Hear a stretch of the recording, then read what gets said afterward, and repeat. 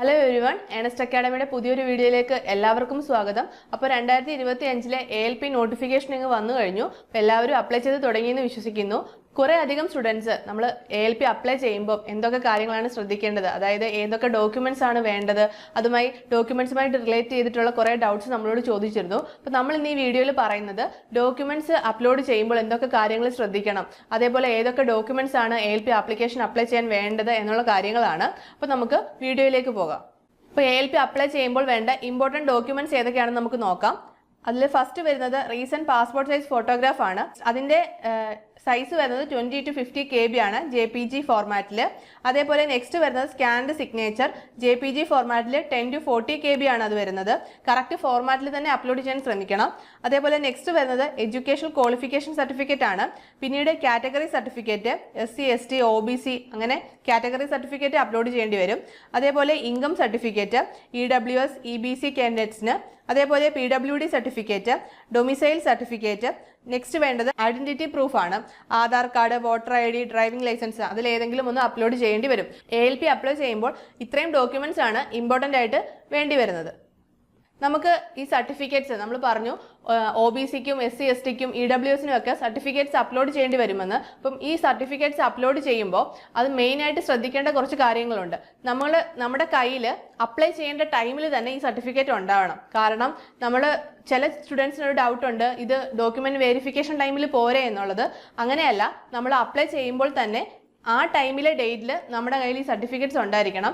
അതേപോലെ കഴിഞ്ഞ വർഷം റെയിൽവേ എക്സാംസ് എഴുതിയ സ്റ്റുഡൻസിന് ഡൗട്ട് ഉണ്ട്, ആ സമയത്ത് എടുത്ത സർട്ടിഫിക്കറ്റ്സ് മതിയോ ഈ എക്സാമിനും അപ്ലൈ ചെയ്യാനെന്ന്. അപ്പോൾ നിങ്ങൾ അതിൻ്റെ ഡേറ്റ്, ടൈം പീരീഡ് നോക്കണം. അതിൻ്റെ വാലിഡിറ്റി നിങ്ങൾ ചെക്ക് ചെയ്തിട്ട് വേണം നിങ്ങൾ അത് യൂസ് ചെയ്യാൻ. നമുക്കറിയാം ഈ സർട്ടിഫിക്കറ്റ്സിനൊക്കെ വാലിഡിറ്റി 1 year ആയിരിക്കും. അപ്പോൾ നമ്മൾ കഴിഞ്ഞ ALPക്ക് എടുത്ത സർട്ടിഫിക്കറ്റ് ആണെങ്കിൽ എന്തായാലും ഈ ALPക്ക് അത് വാലിഡ് ആവില്ല. കാരണം കഴിഞ്ഞ ALPയുടെ നോട്ടിഫിക്കേഷൻ വന്നത് 2024 ജനുവരിയിലായിരുന്നു. ആ ടൈമിൽ എടുത്തതാണെങ്കിൽ ഓൾറെഡി ഇപ്പോൾ 1 year കഴിഞ്ഞു. പക്ഷേ നമ്മളിപ്പോൾ JEE എക്സാമിന് വല്ലതും എടുത്താൽ JEEയുടെ എക്സാമിൻ്റെ നോട്ടിഫിക്കേഷൻ വന്നത് ജൂൺ ജൂലൈ മാസങ്ങളിലായിരുന്നു. ആ എക്സാമിന് വേണ്ടിയിട്ട് എടുത്ത സർട്ടിഫിക്കറ്റ്സ് ആണെങ്കിൽ അത് നമ്മുടെ ഈ ALPക്ക് യൂസ്ഫുൾ ആവും. കാരണം അതിൻ്റെ 1 year വാലിഡിറ്റി ആയിട്ടില്ല. നമ്മളത് ആ ടൈം പീരീഡ് ചെക്ക് ചെയ്തിട്ട് വേണം, അതിൻ്റെ വാലിഡിറ്റി ചെക്ക് ചെയ്തിട്ട് വേണം നമ്മളത് യൂസ് ചെയ്യാനായിട്ട്. നമ്മുടെ OBC സർട്ടിഫിക്കറ്റിലേക്ക് വരുമ്പോൾ OBC NCL സർട്ടിഫിക്കറ്റ് ആണ് വരുന്നത്. ഇത് എല്ലാവർക്കും ഉള്ളൊരു ഡൗട്ടാണ്, വില്ലേജ് ഓഫീസിൽ നിന്ന് കളക്ട് ചെയ്താൽ മതിയോ എന്ന്. പക്ഷേ അല്ല, നമുക്ക് കുറഞ്ഞത് തഹസീൽദാർ റാങ്കിൽ വരുന്ന ഉദ്യോഗസ്ഥന്റെ കയ്യിൽ നിന്ന് തന്നെ വേണം ഇത് നമ്മൾ കളക്ട് ചെയ്യാനായിട്ട്. പിന്നീടുള്ള ഒരു ഡൗട്ട് എന്ന് വെച്ച് കഴിഞ്ഞാൽ നമുക്കിത് അക്ഷയ ത്രൂ ആണോ അതോ ഡയറക്റ്റ് പോയി കളക്ട് ചെയ്യണോ എന്നുള്ളതാണ്. 2 രീതിയിലും നമുക്കിത് കളക്ട് ചെയ്യാനുള്ള ഓപ്ഷൻസ് ഉണ്ട്. അപ്പോൾ 2 രീതിയിലും കളക്ട് ചെയ്ത് വെക്കുക, അത് നമുക്ക് ഫ്യൂച്ചറിൽ ഉപകാരപ്പെടും. പിന്നീട് വരുന്നത്, നമ്മൾ ഈ ഒരു ഫോർമാറ്റിന്റെ കാര്യം പറഞ്ഞു. ഈ ഒരു ഫോർമാറ്റിൽ തന്നെ വേണം എന്നില്ല, നമുക്ക് തഹസീൽദാർ തരുന്ന ഫോർമാറ്റിലായാലും മതി. പക്ഷെ നമുക്ക് കിട്ടുന്ന ആ സർട്ടിഫിക്കറ്റിൽ ഈ സർട്ടിഫിക്കറ്റിൽ കാണിച്ചിരിക്കുന്ന പോലെ this is also to certify that he or she does not എന്ന് തുടങ്ങുന്ന ആ കണ്ടന്റിൽ നമ്മുടെ അമെൻമെന്റ് ഡേറ്റും നമ്മുടെ സർട്ടിഫിക്കറ്റിൽ ഉണ്ടോ എന്നുള്ളത് നിങ്ങൾ ഉറപ്പുവരുത്തണം. എങ്കിൽ മാത്രമേ ആ സർട്ടിഫിക്കറ്റ് വാലിഡ് ആവുകയുള്ളൂ. അപ്പോൾ ആ കാര്യം എല്ലാവരും ശ്രദ്ധിക്കുക. പിന്നീട് വരുന്നൊരു ഡൗട്ടാണ് ഇതിന്റെ വാലിഡിറ്റി. ഇതിന്റെ വാലിഡിറ്റി വരുന്നത് 1 year ആണ്. അപ്പോൾ നിങ്ങൾക്ക് ഈ 1 yearൽ വരുന്ന എക്സാംസിനെല്ലാം ഈ സർട്ടിഫിക്കറ്റ് നിങ്ങൾക്ക് യൂസ്ഫുൾ ആവുന്നതാണ്. പിന്നീട് വരുന്ന സർട്ടിഫിക്കറ്റ് ആണ് SC STയുടെ കാസ്റ്റ് സർട്ടിഫിക്കറ്റും. അതും ഈ നമ്മൾ പറഞ്ഞ OBC സർട്ടിഫിക്കറ്റ് കളക്ട് ചെയ്യുന്നത് പോലെ തന്നെയാണ് SC STയുടെ സർട്ടിഫിക്കറ്റും കളക്ട് ചെയ്യുന്നത്. അതേപോലെ EWSന്റെ സർട്ടിഫിക്കറ്റും, എക്കണോമിക്കലി വീക്കർ സെക്ഷന്റെ സർട്ടിഫിക്കറ്റ് കളക്ട് ചെയ്യുന്നതും നമ്മൾ ഈ പറഞ്ഞ രീതിയിൽ തന്നെയാണ്. അപ്പോൾ ഈ 3 സർട്ടിഫിക്കറ്റുകളും നിങ്ങൾക്ക് ഏത് സർട്ടിഫിക്കറ്റ് ആണോ വേണ്ടത്, ഇപ്പോൾ EWS ആണെങ്കിൽ EWS, അല്ലെങ്കിൽ SC ST കാസ്റ്റ് സർട്ടിഫിക്കറ്റ് ആണെങ്കിൽ അങ്ങനെ, അല്ലെങ്കിൽ OBC സർട്ടിഫിക്കറ്റ് ആണെങ്കിൽ അങ്ങനെ, ഈ 3 സർട്ടിഫിക്കറ്റിൽ ഏത് സർട്ടിഫിക്കറ്റ് ആണോ നിങ്ങൾക്ക് വേണ്ടത് അത് മിനിമം തഹസിൽദാർ റാങ്കിലുള്ള ഉദ്യോഗസ്ഥന്റെ കയ്യിൽ നിന്ന് തന്നെ നമ്മൾ ഒപ്പിട്ട് വാങ്ങാൻ ശ്രമിക്കണം. അതിൽ കുറഞ്ഞ ഒരു റാങ്കിൽ നിന്ന് വരുന്ന സർട്ടിഫിക്കറ്റ് വാലിഡ് അല്ല. അതുകൊണ്ട് അത് പ്രത്യേകം ശ്രദ്ധിക്കുക. നിങ്ങൾ നമ്മുടെ പഞ്ചായത്ത് ലെവൽ സർട്ടിഫിക്കറ്റുകളൊന്നും, അതായത് ഈ വില്ലേജ് ഓഫീസിൽ നിന്ന് കിട്ടുന്ന സർട്ടിഫിക്കറ്റുകളൊന്നും വാലിഡ് അല്ല. അത് പ്രത്യേകം ശ്രദ്ധിക്കുക. നമ്മൾ കോമൺ ആയിട്ട് വരുന്ന കുറേ മിസ്റ്റേക്സ് ഉണ്ട്. നമ്മൾ ഒരു ആപ്ലിക്കേഷൻ ഫില്ല് ചെയ്യുമ്പോൾ, നമ്മുടെ ഈ ALPയുടെ ആപ്ലിക്കേഷൻ ആയാലും മറ്റെന്ത് എക്സാമിൻ്റെ ആപ്ലിക്കേഷൻ ആയാലും കോമൺ ആയിട്ട് വരുന്ന കുറേ മിസ്റ്റേക്സുകളുണ്ട്. അതൊന്നും വരുത്താതിരിക്കാൻ നിങ്ങൾ ശ്രമിക്കുക. നമുക്ക് അത് ഏതൊക്കെയാണെന്ന് നോക്കാം. നമ്മൾ സാധാരണ കണ്ടുവരുന്ന മിസ്റ്റേക്സ് ആണ്, നമ്മൾ എൻ്റർ ചെയ്യുന്ന ഡീറ്റെയിൽസിൽ സ്പെല്ലിംഗ് മിസ്റ്റേക്സ് വരിക, അതേപോലെ നമ്മുടെ ഡേറ്റ് ഓഫ് ബർത്ത് തെറ്റിച്ച് കൊടുക്കുക.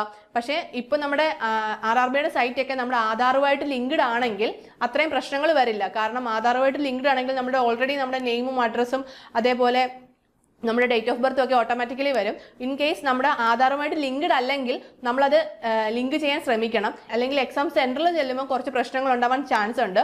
അപ്പോൾ അതും എല്ലാവരും ഒന്ന് ശ്രദ്ധിക്കണം. നമ്മൾ പുതിയതായിട്ട് രജിസ്റ്റർ ചെയ്ത് ആപ്ലിക്കേഷൻ ഫില്ല് ചെയ്യുന്ന സ്റ്റുഡൻസ് അതുകൂടി ഒന്ന് മൈൻഡിൽ വെക്കണം. പിന്നീട് വരുന്ന ഒന്നാണ് നമ്മൾ അപ്ലോഡ് ചെയ്യുന്ന ഡോക്യുമെന്റ്സ് കറക്റ്റ് ഫോർമാറ്റിൽ കൊടുക്കാതെ വേറെ ഫോർമാറ്റിൽ അപ്ലൈ ചെയ്യുന്നത്. നമ്മുടെ ഫോട്ടോസ് അവർ പറയുന്ന കറക്റ്റ് രീതിയിലല്ലെന്നുണ്ടെങ്കിൽ നമ്മുടെ ആപ്ലിക്കേഷൻ റിജക്റ്റ് ആവാനുള്ള ചാൻസ് കൂടുതലാണ്. പിന്നീട് വരുന്നത് നമ്മൾ ലാസ്റ്റ് മിനിറ്റ് വരെ നമ്മൾ വെയിറ്റ് ചെയ്യും. ആപ്ലിക്കേഷൻ ഫില്ല് ചെയ്യാനായിട്ട് നമ്മൾ ലാസ്റ്റ് മിനിറ്റ് വരെ വെയിറ്റ് ചെയ്യുന്നത് അതൊരു മിസ്റ്റേക്ക് ആണ്. കാരണം ലാസ്റ്റ് മിനിറ്റിൽ ഒരുപാട് സ്റ്റുഡൻസ് ഒരേ ടൈമിൽ കയറുമ്പോൾ നമ്മുടെ സൈറ്റൊക്കെ ഹാങ് ആവാൻ ചാൻസ് ഉണ്ട്. അപ്പോൾ നമുക്ക് അപ്ലൈ ചെയ്യാൻ പറ്റാത്ത പോകുന്ന സാഹചര്യം ഉണ്ടാവാറുണ്ട്. അപ്പോൾ അത് വരാതിരിക്കാൻ ശ്രമിക്കുക. പെട്ടെന്ന് തന്നെ അപ്ലൈ ചെയ്യുക. ഇൻ കേസ് നമുക്ക് വേക്കൻസി ഇൻക്രീസ് ഒക്കെ വരുവാണെങ്കിൽ റെയിൽവേയുടെ ഭാഗത്ത് തന്നെ നമുക്ക് ആപ്ലിക്കേഷൻ നമുക്ക് മോഡിഫൈ ചെയ്യാനും അതേപോലെ സോൺ ചേഞ്ചിനുള്ള ഓപ്ഷനും ഒക്കെ അവർ തരുന്നുണ്ട്. അതുകൊണ്ട് നിങ്ങൾ അതൊന്നും വെയിറ്റ് ചെയ്തിരിക്കേണ്ട, നമുക്ക് ഇപ്പോൾ തന്നെ അപ്ലൈ ചെയ്യുക. പിന്നീട് വരുന്നത് ഒരു ആപ്ലിക്കേഷൻ ഒരാളുടെ പേരിൽ തന്നെ മൾട്ടിപ്പിൾ ആപ്ലിക്കേഷൻ കൊടുക്കുന്നതും നമ്മുടെ എല്ലാ ആപ്ലിക്കേഷൻസും റിജക്ട് ചെയ്യാനുള്ള ഒരു കാരണമാകും. അതുകൊണ്ട് ഒരാളുടെ പേര് ഒരു ആപ്ലിക്കേഷൻ തന്നെ ഫയൽ ചെയ്യാൻ ശ്രമിക്കുക.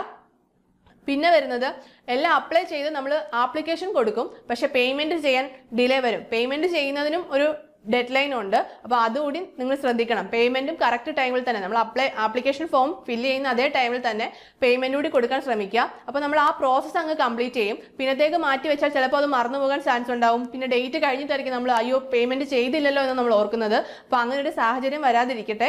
കാരണം പേയ്മെന്റ് ചെയ്തില്ലെങ്കിൽ നമ്മുടെ ആപ്ലിക്കേഷൻ വാലിഡ് അല്ല. അതുകൊണ്ട് പേയ്മെന്റും അത് കറക്റ്റ് ടൈമിൽ തന്നെ ചെയ്യാൻ ശ്രമിക്കുക. ഇത്രയും കാര്യങ്ങൾ ശ്രദ്ധിച്ചുകൊണ്ട് വേണം നിങ്ങൾ ആപ്ലിക്കേഷൻ ഫില്ല് ചെയ്യാൻ. നമുക്കറിയാം ITIക്കാർക്കും ഡിപ്ലോമക്കാർക്കും എഞ്ചിനീയറിംഗ് ഡിഗ്രി ഉള്ളവർക്കും അപ്ലൈ ചെയ്യാൻ കഴിയുന്ന ഒരു എക്സാം ആണ് ALP എന്ന് പറയുന്നത്. അപ്പോൾ നമുക്കറിയാം ഇതിലെല്ലാം ഒരുപാട് ട്രേഡുകൾ വരുന്നുണ്ട്.